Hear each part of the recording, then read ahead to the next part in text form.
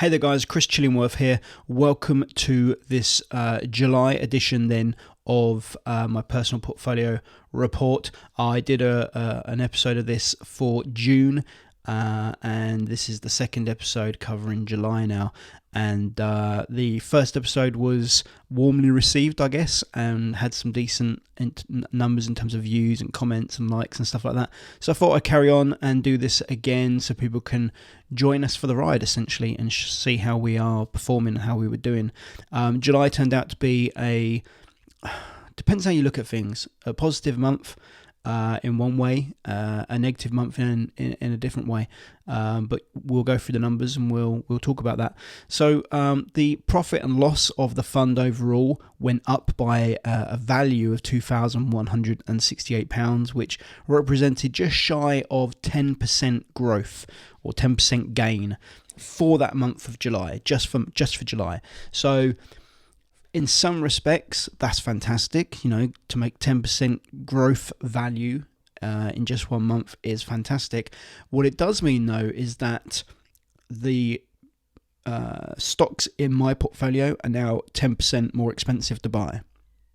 So you see where I'm coming from, where it can be considered a positive and it can be considered a negative, because some people will look at that and go, well, great, I've made £2,168 increased value of my portfolio, but I'm going to be holding these stocks for 10, 20 years. So what the value of these stocks do and these shares do over the next year, over the next 2 or 3 years, it doesn't really mean anything, because I'm not planning on selling them right now. So whatever the snapshot of the price is now, whatever it is in 6 months' time, whatever it is in 1 year's time, it doesn't really matter, because I'm not going to be selling them then.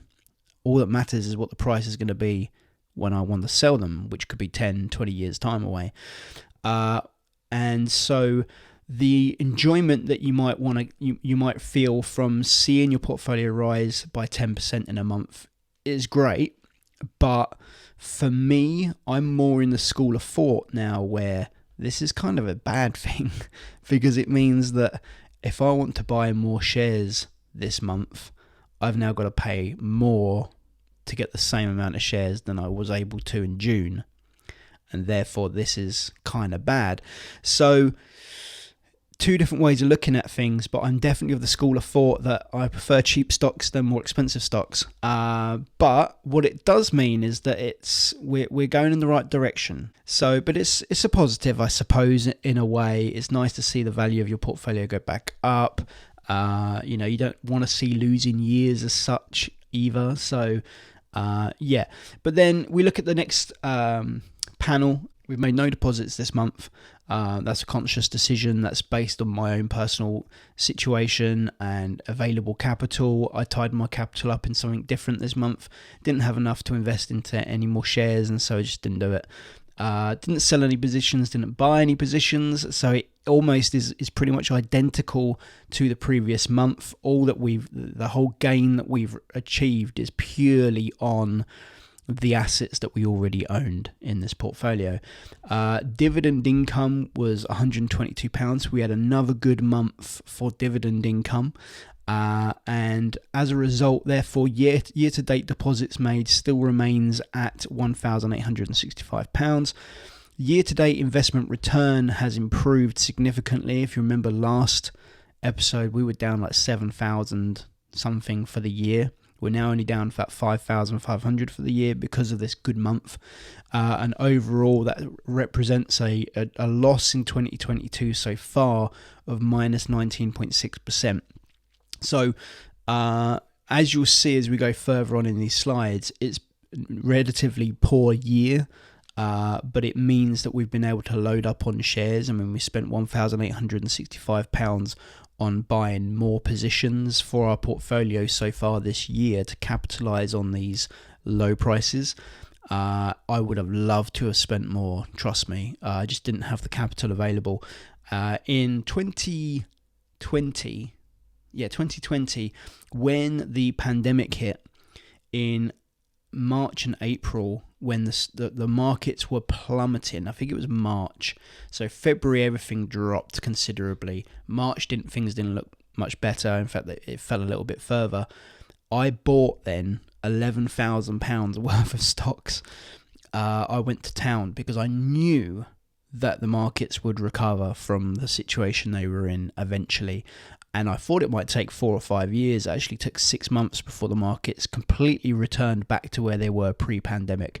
Now, we've obviously then been in a bear market since then, so we've seen the prices drop, but they're not quite as low as they were when the pandemic hit. But we have seen the markets drop down. And so, unfortunately, I didn't have that £11,000 spare again to throw back into the portfolio. Otherwise, I would have done exactly the same thing. But I am actively buying, and we are actively trying to add more positions to the portfolio from the list of 54 hand-picked stocks that I've identified as good growth stocks, of which only about 12 of those 54 stocks are priced at a correct price right now for us to be buying. So of the 54, the vast majority of them are overpriced. And so whilst they're wonderful investments and wonderful companies, I'm not buying them because the prices are too high right now. They don't make sense. They're not a good investment in that respect. So great company, but the price is wrong. But however, there's about 12 stocks in there that are priced correctly right now. Some are bargains, some are just fairly priced. But those are the companies that we are buying when we have the capital to do that. And that's what my membership is all about. And my members, they use those reports that I release every week to when it's time for them to buy, when it's time for them to commit money into their account. And they do that based on their own situation and their own affordability. But when they feel they're in a position to buy more shares, they use those reports to then kind of guide their decision-making process on what to buy out of the 54 hand-picked stocks, which ones are priced correctly right now at the time that they're ready to buy, and that's what it's all about. So we're down 19.6% for 2020, but we're doing okay long-term. So year-to-date dividends, we've had £518 in dividends so far then in 2020. I'm hoping for 2.5% yield overall, because we don't pick these stocks based on dividend yields. We pick them based on perceived share price growth. We're looking at companies that are making good profits, efficient profits, that are reinvesting those profits back into the business for sustained growth. And there's loads of other factors that we're looking for, but dividends is not one of them. I'm not interested. I'd actually rather a company didn't pay a dividend and kept their capital and reinvested that capital back into the growth of that business, so the company was to grow faster, rather than giving away the spare surplus cash to shareholders where they can't, therefore, that the business can no longer do anything with that capital. So I'm not a big fan of dividends in that respect. Whilst you can make money from dividend investing and you can do very well, it's not my goal, it's not my strategy. And so I'm looking at a 2.5% yield, which I think is quite achievable every year. And for that to be realised, we would need to make about £700 this year. So we're on course to probably beat that. We might see like a 3% yield this year, perhaps. And all my dividends get reinvested straight back into the portfolio as cash for me to then be able to put to work in other positions. So it's not automatically reinvested back into the stock that paid the dividend, and we're not necessarily buying the same shares in the same company that paid the dividend. What we're doing is we're getting it paid in cash, and then using that cash to then give us the freedom to buy the stock that we want to buy basically at that time. Because otherwise what could happen is that a company pays a dividend, and if it was automatically paid into buying more shares in that company, well, the price might be right in that company. It might be, it might be overpriced right now. So that's not the share. They're not the shares I necessarily want to be buying at that time. So I prefer to retain control, because I know what I'm doing and I know what I'm looking for. We've got a £1 million target. It's actually a £1,024,867 or something like that. It's at the bottom. There you go. So by 2042, that's the target we're trying to reach. For us to reach that, we need to hit a certain kind of trajectory of growth. Trajectory. Let's get that word right this time. I said it terribly in the June report. Every time I mention that word, I got it wrong. So it's trajectory. I should just change it because I can't bloody say the word. But for us to reach that target of 1,024,867,000, we need to finish the year on £19,169. The overall fund value as of now, bear in mind we've just finished July, is 24,521. So we are well ahead of our trajectory on this whole process, this journey. So this is the makeup of the portfolio as it stands. It is identical to as it was last month in last month's video, because we haven't sold any shares, we haven't bought any shares this month, we haven't put any more deposited any more capital into it or anything. But we have obviously seen a 10% growth in value because pretty much all of these positions rose in value in terms of their share prices went up in the course of July. And we've seen quite a significant turnaround. We were down by £1,000, I think, and now we're up by nearly £400. So we're well behind where we've been in the past. We were up 30% at one point. But obviously 2022 has come along and proper knocked us down. And bear in mind that we are in a bear market and we've suffered that loss. We're still doing really well. And this next chart really kind of shows where we are in relation to our target. So this blue line here is the trajectory to the 1 million. So essentially all we're doing here is we're taking this chart, and this chart looks at the starting balance of 4,000. It assumes that we're going to be depositing £3,000 a year. We're going to be making a 15% annual average return. We're going to be getting a 2.5% dividend yield, and it basically works out to get to 1,024,864 pounds, sorry, by 2024. This is where we need to be. And there's going to be times when we're below it and we're above it probably, and we're never going to hit the nail on the head perfectly each time. Of course, we can't possibly do that, but it gives us an idea of, are we on track? Are we likely to reach this target by 2024? As it stands right now, this is the graph version of that same table essentially, but with the grey line showing our actual results against the blue line, which is that chart, that table, sorry, providing that trajectory line. And so, yeah, we're well ahead of it. We always have been. Basically, the whole time we've been doing this, we've been well ahead of our target of where we need to be. And so we are on target to hit that million. It looks likely at the moment we could hit that well early, far earlier, far quicker. Or if you look at it from a different point of view, we could by that year be on a much higher amount than 1 million. So it's going really well. And that month of July was a little boost just to kind of bring us back up and take us further above that blue line so we're not getting too close to it. And it puts us in a really strong, solid position. And you can see the effects of this bear market. We've been doing very well from January 2020, probably up to January 22. We've been doing right, the growth had been okay, and then we've really started to see a decline in 2022 from January, from February onwards.